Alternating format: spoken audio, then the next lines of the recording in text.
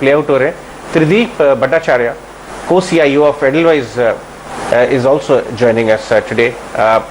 Trideep, good afternoon. Thank you so much for your time.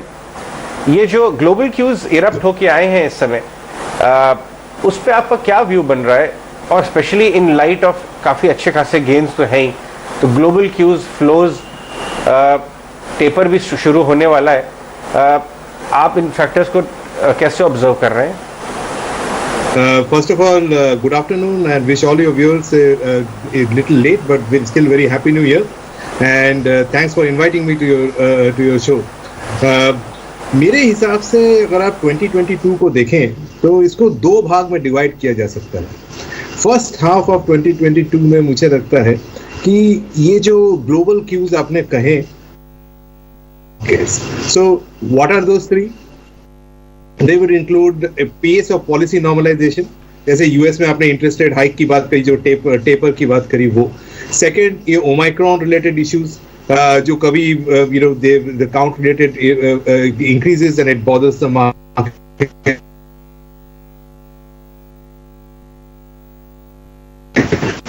And third, ये जो first half of calendar year 2022 है, ये सारे factors हावी रहेंगे मार्केट में, which is why we would expect the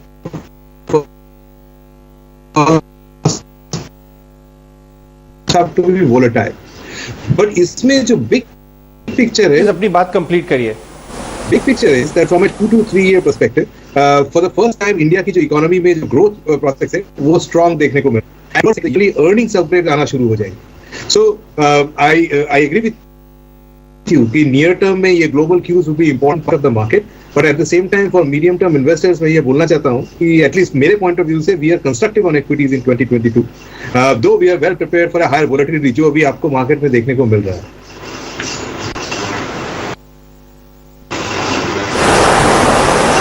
Tridip, quality of third quarter earnings आप किस तरह से ऑब्जर्व कर रहे हैं, और स्पेशली कमेंट्री, कॉर्पोरेट्स की जो कमेंट्री आ रही है इस समय?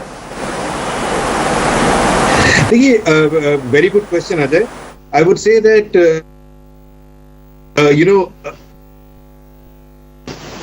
जैसे आपने कहा शुरुआत में थोड़ी सी चढ़ी हुई है, in that context I would say कि दिसंबर क्वार्टर की जो अर्निंग्स है ना, इसको दो पार्ट में डिवाइड कर सकते हैं. एक जो कमोडिटीज को यूज करते हैं, एंड सेकंड जो कमोडिटी रिलेटेड अर्निंग करते हैं.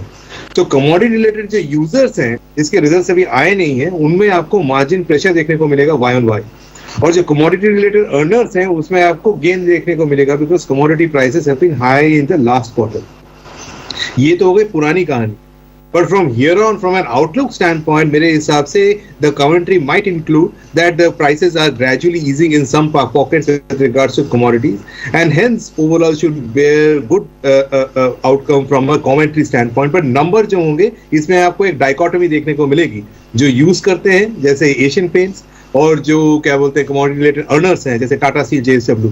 Just because I take the stock names does not mean I am recommending or anything. I am just giving examples of this.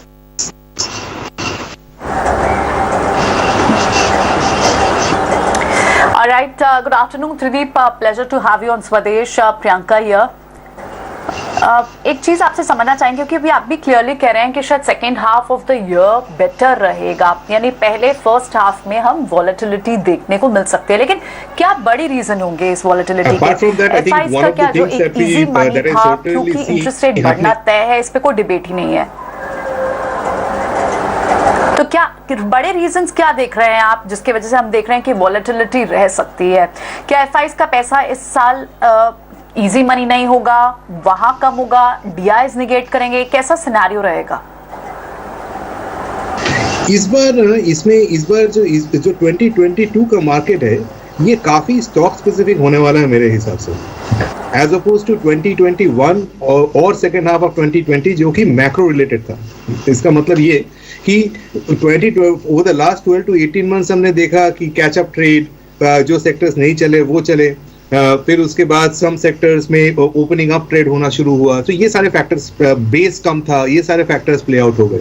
But 2022 में where base is getting normalised for the first time, stock specific earnings driver would be actually very key. तो इस माहौल में मेरे हिसाब से तो relative to the world, India की earnings estimate would relatively look robust from a bottom up perspective.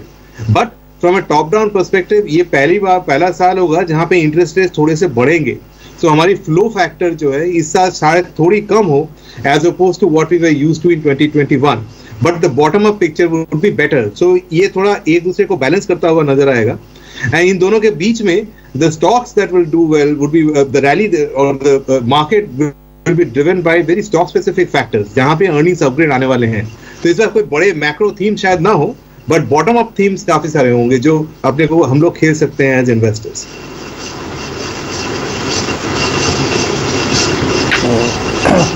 Tridip, शुक्रिया पहले तो समय देने के लिए चीन स्वदेश को। आपके जो लार्ज कैप फंड्स में जो एलोकेशन है वो हम स्क्रीन पे दर्शकों को भी दिखा रहे हैं।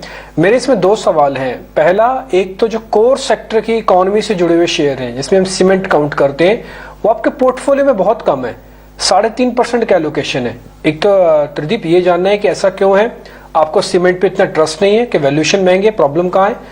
दूसरा, ऑटोज में जहां पे एक स्ट्रक्चरल, जिसे हम कहते हैं ना डीएनए ही चेंज हो रहा है, तो अगले 2-3 साल में अपना एलोकेशन आप यहां पे बढ़ाओगे जहां पे आपका एलोकेशन सिर्फ 5% है?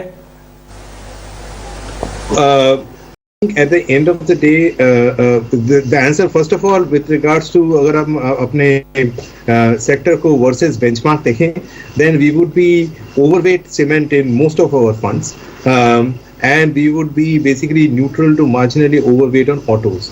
मेरे हिसाब से, और जैसे मैंने शुरुआत में कही कि अगले 2-3 साल में इंडिया को एक अच्छा कैपेक्स साइकिल देखने को मिलेगा जो हमने पिछले 10 साल में नहीं देखा। सो इन दैट कॉन्टेक्स्ट जो इकोनॉमी फेसिंग सेक्टर्स हैं वो शायद बेहतर करें, तो उसमें इंडस्ट्रियल्स हुआ, फिर ऑटोज, इंडस्ट्रियल्स हुआ, सीमेंट हुआ, and select financials, these are the sectors will actually participate in that. Auto की डायनामिक थोड़ी सी अलग है। ऑटो के डायनामिक में एक डिसरप्शन है जो ईवी है, and hence the plays are more according to that. They will also play the upcycle in the economy, but उसमें जो ईवी वाला डायनामिक है उसको केयरफुली स्टॉक स्पेसिफिक थीम के थ्रू खेलना पड़ेगा। सो अगर ये दो सेक्टर को देखें, so this is how I would think about these two sectors in the context of the market, our portfolios, and what we think over the next 2 to 3 years.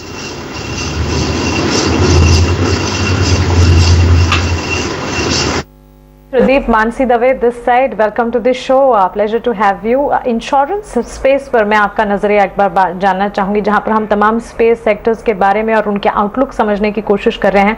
Particularly insurance space को अगर देखें, और उसमें भी ICICI prudential जिसके ताज़ा नतीजे हमने देखे, मिक्स सेट ऑफ नंबर्स यहाँ पर ज़रूर दिखे, लेकिन ऑफकोर्स इसके पीछे भी काफ़ी सारी वजह रहे। कोविड क्लेम्स की अगर बात करें, एक मिनिमल ट्रेंड यहाँ पर आता हुआ दिखा, क्योंकि पैंडेमिक से जुड़े इन्फेक्शन, मोर्टेलिटी रेट जो कम होते हुए दिख रहे हैं उसका भी एक इम्पैक्ट है। लेकिन ओवरऑल अगर इंश्योरेंस स्पेस को देखें और सिचुएशन जिस तरह से पैन आउट होती हुई दिख रही है, क्या लगता है आपको इस सेक्टर पर आपका नजरिया क्या होगा? थोड़ा सा मैं इससे पहले कि we get into stocks, I can't comment on stocks, पर एक थोड़ा सा बैकग्राउंड देना चाहूंगा कि as oppose to 3 to 4 years ago, India में जो लिस्टेड फाइनेंशियल स्पेस है ये फिर काफी ब्रॉड बेस्ड हो गई है। पहले केवल लेंडर्स होते थे and the choices used to be very limited. Today we not only have lenders, we have asset management companies, we have insurers, and we have wealth managers and whatnot. So इसमें there is a good basket to pick from even within financials. इसके context, in that context जो insurance space है, insurance space is under penetrated in India if you ask me overall from a medium term standpoint. और insurance में भी दो part हैं, एक life insurance और एक non life insurance. उसमें जो एक ब्रांड्स की जो बात आती है वो लाइफ इंश्योरेंस में ज्यादा स्ट्रांग होती है। तो structurally I would probably be kind of more positive on life insurance over the medium term. Near term particularly non insurance में और इवन लाइफ इंश्योरेंस कंपनीज में last year we saw covid related claims और auto related claims distracting और rather detracting the numbers, पर ये मेरे ख्याल में सब अगले 2-3 क्वार्टर में नॉर्मलाइज हो जाएंगे। बट अगर आप बिग पिक्चर देखें अगले 2-3 साल में, तो इंश्योरेंस स्पेस की मेरे को लगता है fundamentals are kind of fairly looking robust, and one should certainly own certain part of the portfolio in these names.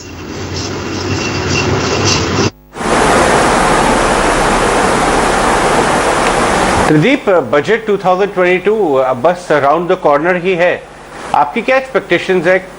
उस प्लेटफॉर्म से किस तरह का message as a market participant आप सुनना चाहेंगे, किस तरफ फोकस देखना चाहेंगे? Great question, Ajay, as always. इस बार अगर आप बजट का बैकग्राउंड देखें तो वो ऐसा है, 2024 में हमारे सामने नेशनल इलेक्शंस है और ये साल कुछ हमारे meaningful state elections which could be meaningful in determining how 2024 shapes up.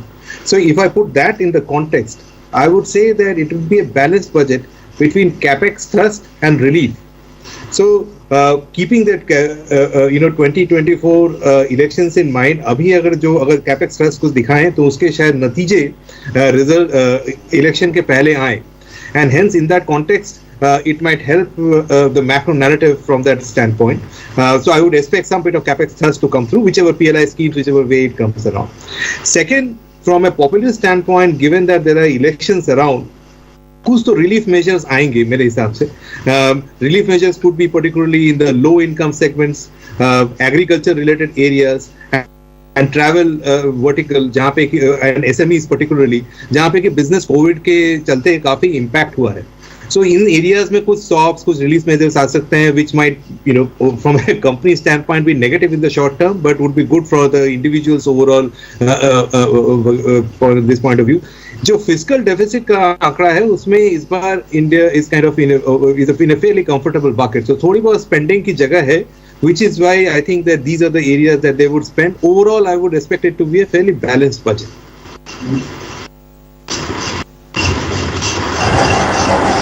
All right. Tridev, since आप भी इस पे फोकस कर रहे हो कि अच्छे स्टॉक्स का सिलेक्शन होना ज़रूरी है, पूरे सारे सेक्टर्स चले ना चले, लेकिन अगर आप अच्छे सेक्टर्स और अच्छे सेक्टर्स में से अच्छे स्टॉक्स चूज करते हैं तो उनमें ग्रोथ दिख सकती है. ऐसे में क्या लगता है आपको, क्योंकि inflation is something which will happen, हम देख रहे हैं यूएस मार्केट जिस हाई लेवल ऑफ इन्फ्लेशन पर है और इंटरेस्ट रेट कटना तय है, कम होना बढ़ना तय है, ऐसे में इन्फ्लेशन का ट्रिगर तो रहेगा ही. तो क्या आप ये इंडिकेट करना चाह रहे हैं कि ऐसे सेक्टर्स को चूज किया जाए जो इन्फ्लेशन का, जिन पर हिट ज्यादा ना हो, जिन पर असर ना हो, may be main stream sector से दूर हटकर मीडिया, एंटरटेनमेंट, टेलीकॉम, म्यूजिक, ऐसे कोई थीम्स अगर आपको पसंद आते हो त्रिदेव? So very good question, and इसलिए rather than focusing on individual sectors as per the NSE categories, I would say कि from a medium term standpoint मैं 4-5 थीम में बहुत बुलिश हूँ, जिसमें अलग अलग तरीके से मतलब अर्निंग्स अपग्रेड की स्टोरी बन सकती है. सबसे पहली चीज उसमें जो है which on the consumer side, companies with pricing power, with brands. इसमें क्या होगा, अगर इन्फ्लेशन ज्यादा भी है, so these companies will be able to pass it on to their customers without undue impact on demand. From this point of view, and hence the earnings upgrade would stand to happen. So that is one theme, consumer companies with pricing power, brands, etc., that would do well in such an environment. Second, मुझे लगता है कि as we talked about, a capex cycle coming through, private sector investment demand related जो companies हैं, वहाँ पे एक earnings upgrade की story बन सकती है. And third, I would point out China plus one beneficiaries जो हैं उनमें काफी अच्छी तेजी हो सकती है, because customers globally are looking for an option to kind of not bypass but have another option apart from that of China overall. So ये तीन थीम में मुझे लगता है कि कंपनी स्पेसिफिक अर्निंग्स अपग्रेड की स्टोरी बेहतर है as opposed to looking at sectors. So that's how we at advise MF are thinking about stock picking.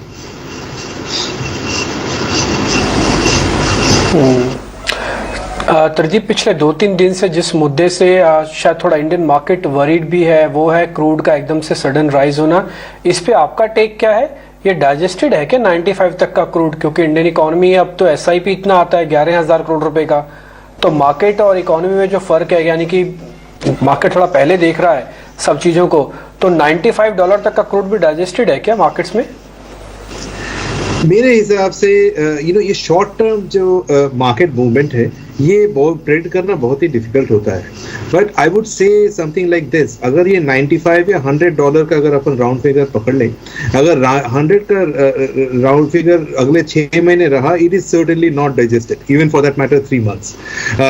But having said that, I think what market is looking through is that this increase in oil price could be transient, and this transient nature is driven by the fact that जहाँ कहीं पे supply constraints हैं, जहाँ पे जो जहाँ पे ठंड ज्यादा पड़ती है वहाँ पे oil prices generally remain fairly high. Oil consumption remains high in these months, which gradually, as we get on to the summer months, reduces overall. So very sort of seasonal factors to come through. But net, अभी market का assumption ये है कि over the next 3 to 6 months, the crude will actually come down. अगर ये crude यहाँ पे $100 plus होगा, that will certainly be worrisome for the markets, which in my opinion, at the current levels, might not be fully digested. पर अभी वो hypothesis वैसा है नहीं. अभी ग्लोबली जहाँ जो डेटा पॉइंट्स मैं देख रहा हूँ वहाँ वो देखकर तो यही लगता है कि अगले 6 महीने में inflation, if I take it at a broad basket, not just oil, will actually slightly come down rather than stay at the elevated level like what we have seen in the last 2 or 3 months. So that's the reason, in that context, जो भी market में correction देखने को मिल रहा है, this is the fact that markets have done unidirectionally well. तो थोड़ा बहुत करेक्शन उसमें आ रहा है. बट अगर ऑयल 100 या 100 प्लस मीनिंगफुली समय रहा, then you will see a different scenario play out. So hope I have given different aspects of what might play out over the next 3 to 6 months. बिल्कुल त्रिदीप, बहुत ही important जानकारी यहाँ पर आप मार्केट से जुड़ी थीम बेस्ड आप बता रहे हैं, लेकिन साथ ही थ्रू आउट द पैंडेमिक अगर हम देखें लोगों का नजरिया काफी हद तक बदलता हमने देखा है. जस्ट जैसे अभी हम इंश्योरेंस स्पेस को समझने की कोशिश कर रहे थे, कुछ ऐसे स्पेस भी हैं जो कि काफी ज्यादा इंटरेस्ट यहाँ पर कंज्यूमर्स के, व्यूअर्स के सामने आते हुए दिखे हैं. ठीक ऐसा ही एक स्पेस ब्रोकरेजेस भी है जहाँ पर लगातार हमने एक अप मूव देखा है. पर्टिकुलरली अगर मेजर ब्रोकरेजेस के रिजल्ट्स की भी बात करें Q3 FY22 में angel one two start with, because शानदार नतीजे यहाँ पर आते हुए दिखे. और अगर इनके पीयर कंपैरिजन की भी बात करें तो यहाँ पर पीयर्स को भी इसने आउट परफॉर्म किया है. 597 करोड़ का रेवेन्यू कंपनी ने पोस्ट किया और आई के फ्रंट पर, साथ ही मुनाफे के फ्रंट पर अच्छी खासी तेजी भी हमने देखी है. ब्रोकरेज स्पेस में जिस तरह का परफॉर्मेंस हमने इस पूरे साल में देखा है और साथ ही आगे चलकर किस तरह का रुझान आप यहाँ पर देख रहे हैं. So इसमें भी before I can't talk specific, but इसमें context जानना बहुत जरूरी है. First thing is, if you look at Indian investors have historically been used to fixed income or real estate related asset classes. पहली बार जब real estate particularly fixed income के rates कम हुए yield, तब लोगों का ध्यान equities के तरफ बढ़ा है. ये पहला एक important reason. Second, overall पिछले 12 से 18 महीने में equity markets have seen good gains.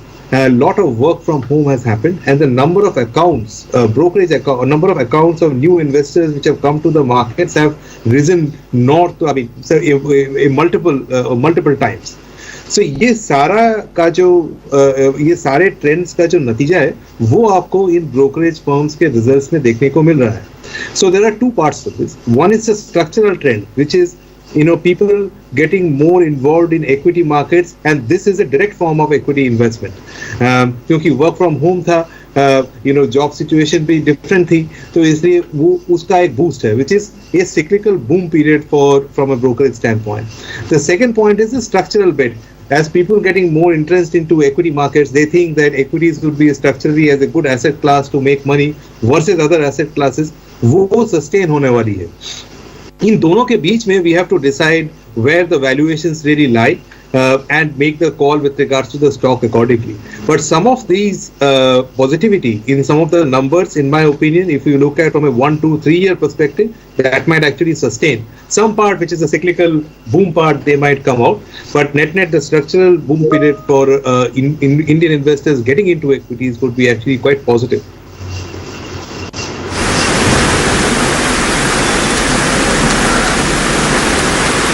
Right. Alright Tridip, हमसे बात करने के लिए बहुत बहुत धन्यवाद. चलिए आगे चलते हैं, कुछ टेक्निकल्स की बात कर लेते हैं.